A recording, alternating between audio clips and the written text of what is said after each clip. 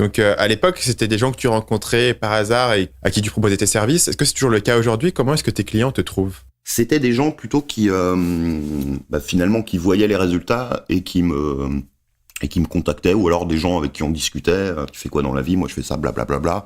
Et de fil en aiguille, voilà, des gens ont des besoins. Toi, t'es passé par ce chemin-là.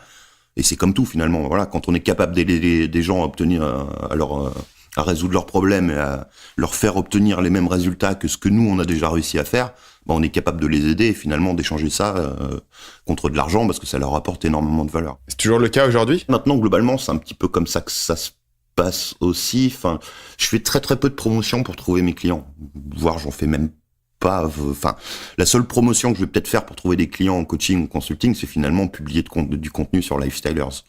J'ai jamais, je fréquente aucun des congrès ou événements web qui existent en France ou ailleurs. Je démarche pas de clients, mais en moyenne, je reçois entre 4 et, en moyenne 4-5 demandes, soit pour du coaching, soit pour du consulting chaque semaine. Donc j'ai pas besoin, j'avoue. J'ai la chance que le bouche à oreille marche ou que des gens m'aient entendu dans une interview à droite à gauche ou peut-être éventuellement toi quelqu'un qui tomberait sur ce podcast-là pourrait me contacter. Toi, globalement c'est comme ça que mes clients me trouvent. Ils me suivent sur Lifestylers. Au bout d'un moment, ils ont besoin de quelqu'un. Ou alors ils entendent parler de moi ou quelqu'un qui va me conseiller. Enfin voilà, c'est comme ça que ça se passe maintenant. Enfin, quand t'es compétent en termes de copywriting, derrière tu crèves pas de faim, quoi. C'est ça que j'ai l'impression d'entendre. Tu te poses pas trop la question d'où va venir ton prochain chèque. Ouais, j'ai cette chance-là. En même temps, copywriting. Alors, là, je parle plus du côté consultant en globalité sur l'ensemble du marketing d'un site. Mais même si je faisais uniquement du copywriting, il y a tellement peu de spécialistes en France par rapport à ce qu'il y a comme besoin que t'es sûr de jamais crever la dalle. Et souvent, j'en parlais assez régulièrement dans des articles ou dans une newsletter que j'envoie chaque mois aux abonnés d'une offre que j'ai.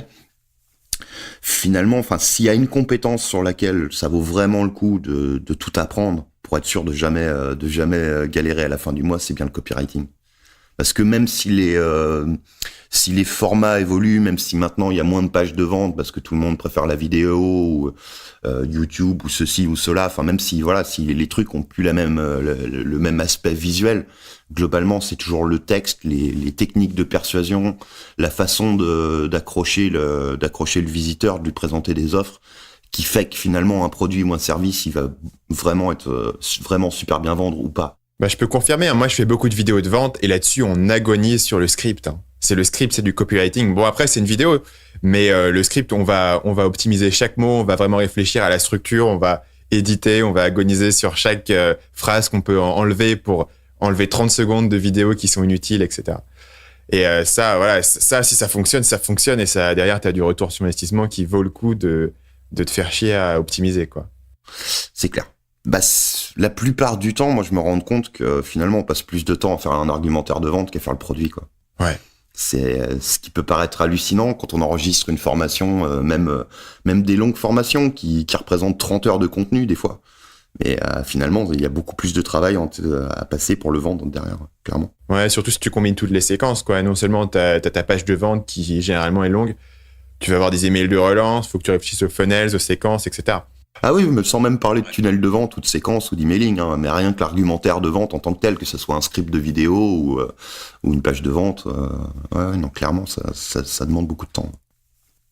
Salut, c'est Stan, j'espère que vous avez apprécié cet extrait du podcast Marketing Mania. Bien sûr, vous pouvez retrouver l'ensemble des épisodes du podcast, y compris les instructions sur comment vous abonner sur l'application Apple Podcast ou sur votre téléphone Android en vous rendant sur mon site à l'adresse marketingmania.fr/podcast. Je vous ai mis le lien dans la description de cette vidéo.